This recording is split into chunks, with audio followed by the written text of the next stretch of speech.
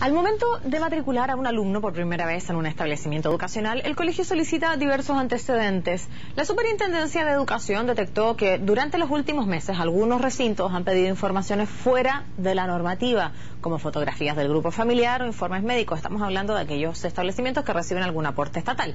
Para conversar más al respecto nos acompaña precisamente el Superintendente de Educación, Alexis Ramírez. Gracias por acompañarnos, Superintendente. ¿Cómo está? Buenas tardes, Macarena. Buenas tardes. Antes de entrar de lleno en la noticia, esto de ciertos requisitos que hay en algunos establecimientos que reciben aportes del Estado, la pregunta es, ¿qué es lo que puede solicitar un establecimiento educacional que reciba aporte del Estado para la matrícula por primera vez de alguno de sus alumnos? Puede solicitar información, antecedentes del alumno, por ejemplo, respecto a su certificado de nacimiento, un certificado que pueda acreditar que el niño ha sido promovido de un curso a otro, digamos. Pero lo que no puede solicitar es información, por ejemplo, de tipo académica que pueda predecir su rendimiento futuro o de alguna manera establecer el antecedente, digamos, de su rendimiento anterior. Eso es lo que la legislación establece como una prohibición. Para dejarlo súper claro, si es que mi hijo va a entrar o mi hija va a entrar el próximo año a cuarto básico, ¿cierto? Me pueden exigir que él aprobó su tercer año básico de forma correcta. Exactamente. ¿Cierto? Que cumplió lo mínimo para ser promovido a cuarto año básico, pero no me pueden pedir con qué notas él pasó a cuarto básico. No pueden pedir un certificado de notas, exactamente, ni tampoco aplicar una prueba para determinar cómo será su rendimiento futuro. Una prueba de selección. Exactamente, una prueba para medir su rendimiento académico, su capacidad cognitiva. Eso no está permitido en la legislación actual. Bueno, y esta noticia indica que hay colegios que han pedido, lo decía, ¿cierto?, desde una foto familiar, un examen médico. Voy a revisar incluso lo que dice la prensa. Dice el recibo de las liquidaciones de sueldo de los últimos 3 meses, certificado de cotizaciones de la AFP en los últimos años. ¿Eso ocurre? Efectivamente ocurre en muchos establecimientos educacionales. Y lo que buscamos hoy día prevenir a partir de la acción de la Superintendencia y de la aplicación de la ley es que no se pueda indagar respecto de, por ejemplo, los antecedentes socioeconómicos de un niño, digamos, de pre-kinder, kinder hasta sexto básico, ni tampoco sus antecedentes académicos según los términos que yo mencionaba.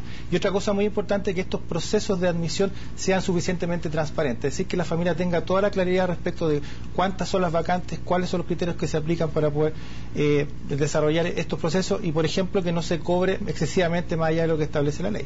Esos son el tipo de cosas que nosotros hoy día estamos buscando cautelar y prevenir a partir de acciones de fiscalización. Pero efectivamente en nuestro sistema escolar existen prácticas que de alguna manera insisten en poder solicitar estos antecedentes. Ya lo hemos visto en la prensa, hemos dado a conocer algunos de estos antecedentes, por ejemplo, fotografías familiares, certificados de antecedentes de los padres, digamos, certificados de nota en términos académicos o algunos aspectos socioeconómicos que de alguna manera van discriminando a los alumnos respecto de las condiciones de su familia, es decir, del nivel socioeconómico de sus padres o de su nivel académico, y eso no está permitido actualmente.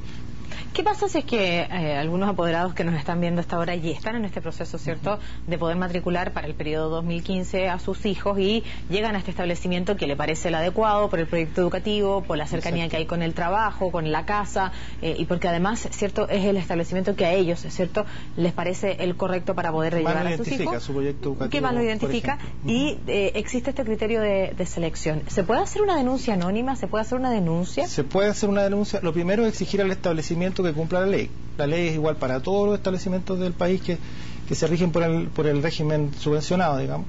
Y lo primero es exigir al establecimiento que cumpla con la normativa. Lo segundo, si el establecimiento no accede, pueden concurrir a la Superintendencia de Educación y estampar una denuncia. Lo pueden hacer a través de Internet, por ejemplo, para que el establecimiento pueda corregir esta práctica. A nosotros nos interesa que los establecimientos corrijan esta práctica, no nos interesa multar a los establecimientos. Por eso que estamos haciendo una práctica de carácter preventivo y no solamente punitivo luego de que estos hechos ya hayan ocurrido. ¿Y si es que han ocurrido? Efectivamente, han ocurrido. Tenemos algunos antecedentes. Efectivamente, los multamos y los establecimientos arriesgan desde amonestaciones hasta multas que son significativas de hasta 20 millones de pesos. ¿Y estas multas, cómo puedo saber yo qué colegio están amonestados? Lo digo para saber si es que en este caso cumplen o no con el proyecto educativo que las familias elijan. Bueno, esa información hoy día no está publicada, no es pública hoy día. De todas maneras, a nosotros lo que nos interesa es que más allá de la aplicación de la multa, que es una medida extrema y final es que los establecimientos cumplan con la normativa. Y hoy día lo que estamos haciendo es anticiparnos y prevenir que estas situaciones no ocurran en nuestro sistema escolar. Y por lo tanto lo que vamos a hacer es la aplicación de un programa durante el segundo semestre que se va a iniciar próximamente, aleatorio, donde vamos a ir a distintos establecimientos a ver cómo está ocurriendo este proceso, de modo de verificar que se esté cumpliendo la normativa y también identificar algunas buenas prácticas, porque hay establecimientos que también lo hacen de buena forma. Hay antecedentes sí. y que antecedentes súper claves, porque notas de prensa indican que hasta piden un examen médico para admitir a algunos niños. Por ejemplo, si es que yo tengo alguna hija o algún hijo que tenga ciertas capacidades especiales sí. y con estas capacidades especiales requiere también de alguna infraestructura especial para que pueda, ¿cierto?, estar en ese establecimiento educacional de buena forma, ¿es correcto en este caso que el colegio sí pueda saber? Primero las familias debieran indagar. Yo creo que hay un límite que es un poco fino, digamos, pero las familias debieran siempre tratar de buscar establecimientos que se adapten a las capacidades, a las necesidades educativas de sus hijos. Pero lo que nosotros estamos buscando es que no sean los establecimientos que discriminen por razones arbitrarias a esos estudiantes en el acceso. Evidentemente que uno siempre busca para sus hijos el mejor establecimiento que reúna esas características, pero también hay un rol respecto de la familia, cómo hacer esa buena comunicación con el establecimiento. Lo que nosotros perseguimos es la discriminación arbitraria. Eso no nos parece adecuado. Y para perseguir estas podríamos llamar malas prácticas o incumplimientos normativos, además lo que vamos a hacer en este periodo es poder indagar respecto de las publicaciones que los mismos establecimientos hacen respecto a estos procesos de admisión.